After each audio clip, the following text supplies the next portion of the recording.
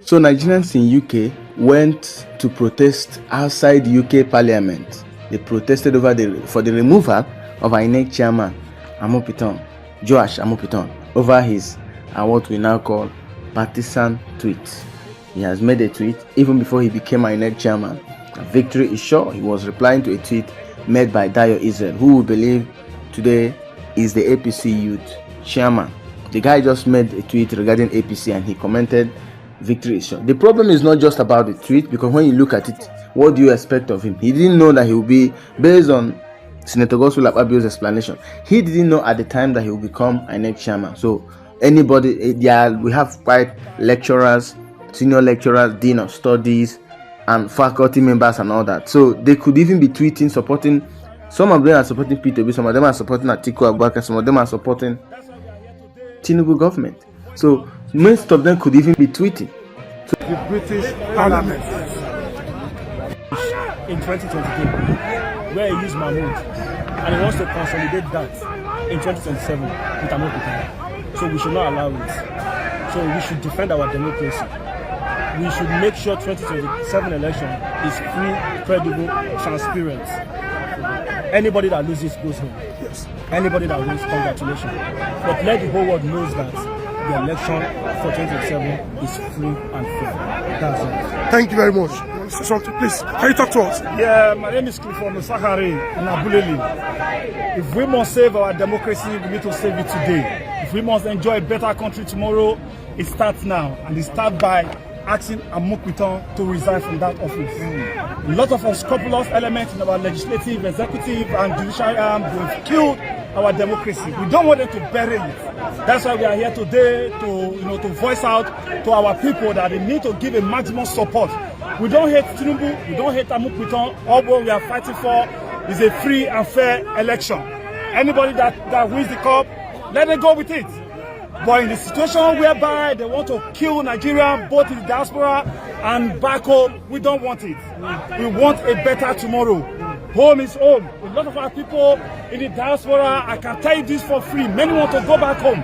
But because of the situation of Nigeria, no security, no electricity, nothing is going on well in the country. So if we must have a better country tomorrow, we need to start from a better to conduct a credible election. So by doing that, Amupitan have shown to us that he's not credible. He has no integrity.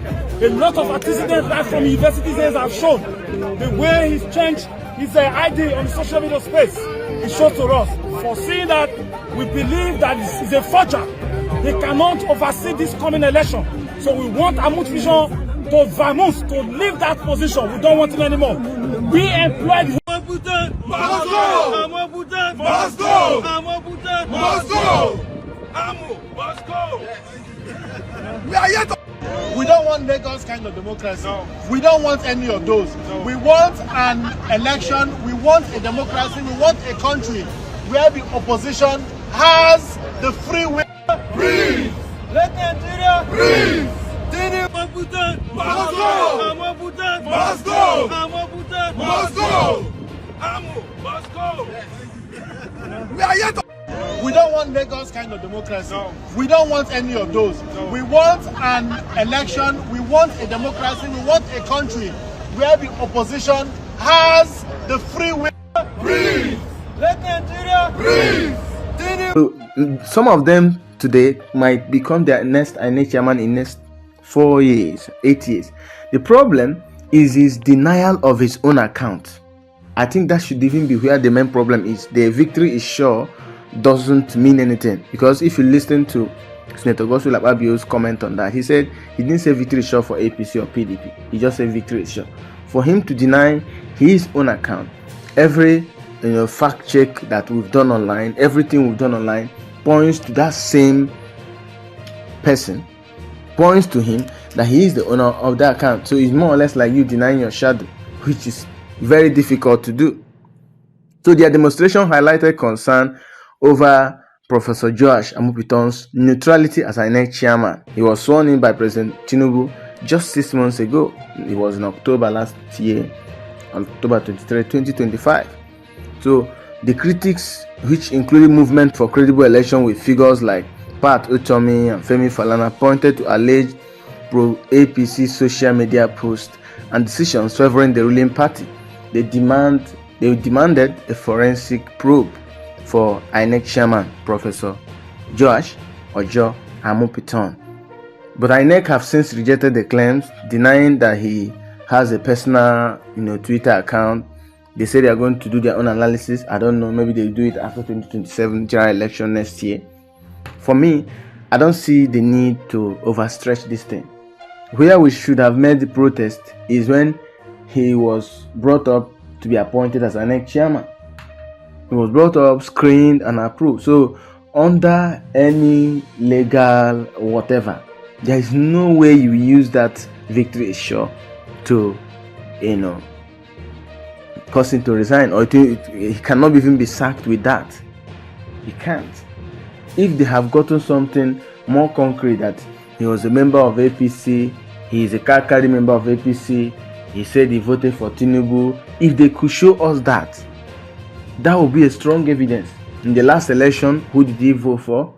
He must be a member of one political party. Which party is he belonging to? That's what they should have checked. And in Nigeria currently, there is no way you'll be alive and breathing that you will not belong to any political party. Even though you emerge from nowhere and say you are neutral, you can't be neutral. So he must have voted. And I believe as a Yoruba Kogi man is a Yoruba man from Kogi State. He must have voted Tinubu. And the way Tinubu is going, Tinubu will not approve the appointment of someone that will not favor him, that will not be his rubber stamp, INEC chairman. Never. So the deed has already been done. That's what Goodluck Ebele Jonathan failed to do. He was too soft. And maybe that's why Atiku Abubakar is calling him today an inexperienced man. Him that is experienced has been running and running and running. I don't know the politician that say until he runs mad. He has been running with his experience. I've not been able to win. So Amupitan cannot be sacked on the basis of a tweet he made that victory is sure. But if we have more issues should be centered on is him denying his own shadow, a Twitter account that is belonging to him, the email address associated to his the email address that's on his CV, the phone number matches with the phone number that is on CV. When you try to make a transfer to that, you even have OPay account. When you try to make a transfer to that phone number, the name pops up from OPay that Joash Amupitan is the owner of the phone number. So that's one thing they should hold on to. For the tweet victory is sure is baseless. They need to now go and find out his polling unit. Who did he vote for? Has he registered as a party member? Go to APC database. Check the number of registered voters to see if you could see his name there. So all these things they are saying he made victory sure is meaningless. They need to find more credible evidence.